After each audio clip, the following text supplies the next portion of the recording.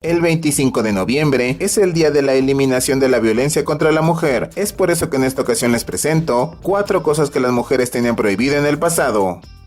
Usar pantalones. Actualmente no es ninguna novedad ver a una mujer utilizando pantalones, pero en el pasado era mal visto que una mujer utilizara esta prenda. Incluso en algunos lugares las mujeres podían ser arrestadas por estar usando un pantalón. En el pasado las únicas prendas que podían utilizar las mujeres eran faldas largas o vestidos. Es por eso que a mediados del siglo XIX, la feminista estadounidense Amelia Bloomer diseñó una falda a la altura de la rodilla que se utilizaba sobre unos pantalones anchos. Dicha prenda fue conocida como bloomers, pero no fue bien recibida porque las mujeres no lo utilizaban por temor a ser juzgadas, mientras que los críticos, o sea los hombres, decían que las mujeres que utilizaban esos bloomers seguramente iban a comportarse como los hombres. El caso es que fue hasta finales del siglo XIX cuando comenzó a ser aceptado que las mujeres utilizaran pantalones, pero únicamente era aceptado para pasear en bicicleta. De esta manera, en 1890 surgieron los knickerbockers, pantalones bombachos apretados a la rodilla. También comenzó a ponerse de moda la falda pantalón entre las mujeres que montaban a caballo. Aún así, entre 1900 y 1920, la prensa criticaba a las mujeres que utilizaban pantalones, diciendo que ofrecían un espectáculo antiestético y que hacían el ridículo por intentar imitar a los hombres. Incluso en 1915, la feminista puertorriqueña Luisa Capetillo fue arrestada en La Habana por utilizar pantalones en público. Las cosas comenzaron a cambiar a partir de la década de 1920, cuando las mujeres de alta sociedad, de renombre o con fama, comenzaron a utilizar pantalones. Por ejemplo, la actriz Marlene Dietrich los utilizaba sin miedo, y para dar un empujoncito más al uso de esta prenda, en ese mismo año, 1920, la diseñadora Coco Chanel incorporó pantalones a sus colecciones, y años después, curiosamente, la Segunda Guerra Mundial ayudó a fomentar que las mujeres utilizaran pantalones, ya que durante ese conflicto, las mujeres comenzaron a trabajar en fábricas u otros lugares que eran exclusivos para los hombres, y en dichos lugares era obligatorio el uso de overoles o uniformes que incluían pantalón, y cuando terminó la guerra, los hombres esperaban que las mujeres volvieran a utilizar únicamente las prendas tradicionales, o sea, vestido o falda, pero ya era muy tarde, porque las mujeres ya no abandonaron el pantalón que ya utilizaban sin miedo por comodidad o conveniencia. Pero como dije antes, después de 1920, la actriz Marlene Dietrich utilizaba pantalones y trajes en sus películas, pero estas prendas seguían siendo diseñadas para hombres. Es por ello que en 1966, el diseñador Yves Saint Laurent presentó el primer smoking diseñado exclusivamente para las mujeres. Gracias a toda esta historia, actualmente a nadie le parece extraño que una mujer utilice pantalones, smoking, overoles, etc. Divorciarse. En la actualidad, divorciarse es relativamente sencillo. Bueno, a excepción de Filipinas, donde el divorcio es ilegal, pero en el pasado los divorcios era algo que casi nunca pasaba, y más aún si la mujer era quien lo solicitaba, ya que para divorciarse, forzosamente tenía que comprobar maltrato físico o adulterio, o en ocasiones ambas cosas, pero aunque la mujer lograba demostrar lo anterior, era tachada de mentirosa y el trámite no se realizaba. Por cierto, la mujer no podía alegar violación por parte de su cónyuge, porque en ese tiempo la violación se definía como las relaciones sexuales forzadas únicamente con alguien que no era su esposa. En otras palabras, si se trataba de su esposa, entonces no era violación. Otro ejemplo es que en Reino Unido, a principios del siglo XX, el divorcio era considerado un escándalo, pero en 1923, la ley de causas matrimoniales permitió a las mujeres por primera vez solicitar el divorcio por adulterio, algo que solo estaba permitido a los hombres. Posteriormente, en 1937, otra ley incluyó crueldad, deserción o locura incurable como causas de divorcio, y afortunadamente en la actualidad es relativamente sencillo que una mujer solicite el divorcio sin tener que justificarse.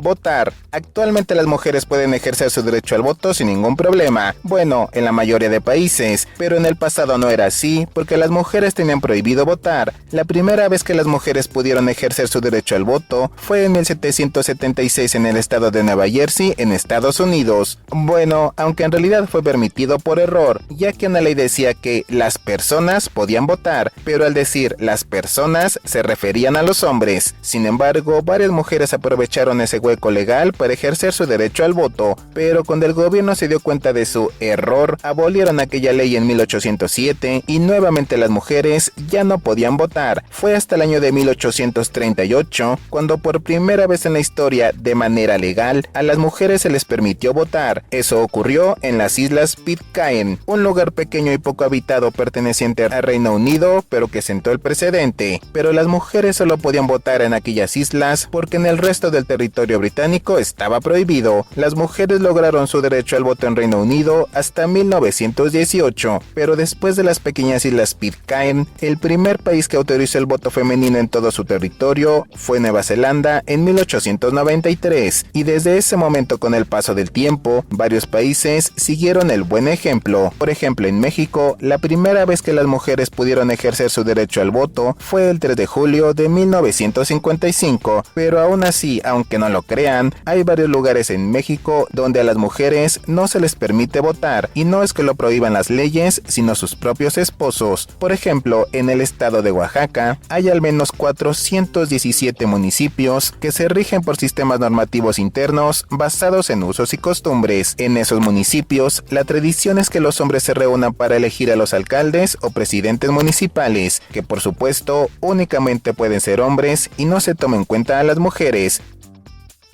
Participar en un evento deportivo. En el pasado, desde el año 776 después de Cristo, en Olimpia, Grecia, las mujeres tenían completamente prohibido participar en cualquier competencia de los antiguos Juegos Olímpicos, y aquellas que deseaban competir tenían como premio de consolación su propio festival en honor a la diosa Hera, que se celebraba cada 5 años, pero no valía mucho la pena porque el único evento atlético era una corta competencia a pie, y durante varios siglos las cosas continuaron igual, hasta que en 1896, a pesar de no tener permiso para participar, una mujer logró correr un maratón, aunque en realidad su participación fue extraoficial. De hecho, corrió un día después que los hombres. Varios años después, en 1966, una mujer llamada Roberta Gibb intentó inscribirse al maratón de Boston, pero fue rechazada con una amable nota que decía: las mujeres son físicamente incapaces de correr un maratón, pero esa nota no la detuvo, y el día de la carrera se ocultó detrás de unos árboles esperando el banderazo de salida. Minutos después logró colarse entre los corredores y terminó el maratón en un tiempo de 3 horas, 21 minutos y 25 segundos. Pero eso no cambió las cosas, pues a pesar de todo, las mujeres aún tenían prohibido participar en cualquier maratón. No obstante, un año después, en 1967, una joven de 20 años llamada Katherine Switzer, con el apoyo de su entrenador, su novio y echando unas pequeñas mentirillas, consiguió un número para participar en el maratón de Boston. Pero el día de la carrera, apenas unos segundos después del banderazo de salida, Katherine escuchó unos apresurados pasos de zapatos que se acercaban hacia ella. Se trataba de Jock Semple, uno de los jueces que, literalmente, se lanzó físicamente contra ella, empujándola para que saliera de la competencia mientras le gritaba: «¡Sal de mi maldita carrera!». Pero quien salió de esa carrera fue el mismo Jock Semple, que fue empujado tanto por el novio de Katherine como por otros competidores. El violento ataque fue captado en cámara. Pasado el mal rato, Katherine logró terminar el maratón sin más inconvenientes, y aquel momento incómodo al final no fue tan malo, ya que sentó un antecedente.